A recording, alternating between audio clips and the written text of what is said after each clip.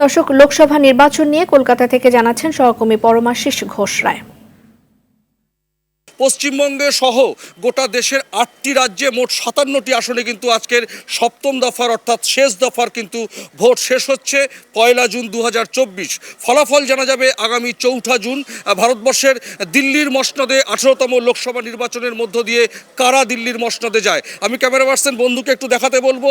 উত্তর কলকাতার কলকাতা শহরতলির একেবারে সোদপুর অঞ্চলে কিন্তু একটি বুথে ভোট হচ্ছে।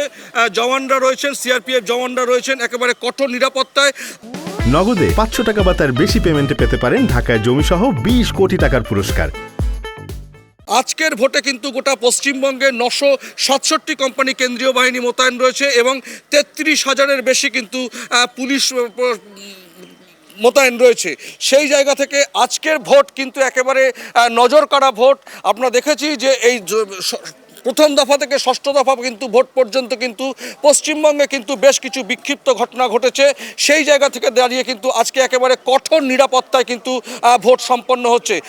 নগদে ৫০০ টাকা বা তার বেশি পেমেন্টে পেতে পারেন ঢাকায় জমিসহ ২০ কোটি টাকার পুরস্কার।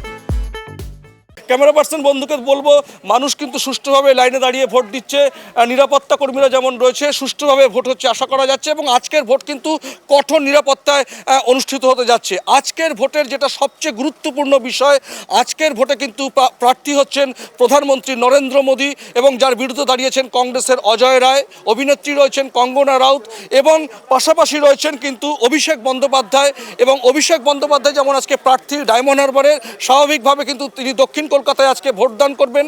আমরা দেখাতে বলবো নিরাপত্তা কর্মীরা কিন্তু, পুলিশ প্রশাসন, সিআরপিএফ, বিএসএফ এর জওয়ানরা কিন্তু কঠোর নিরাপত্তার মধ্যে ঘোরাফেরা করছে।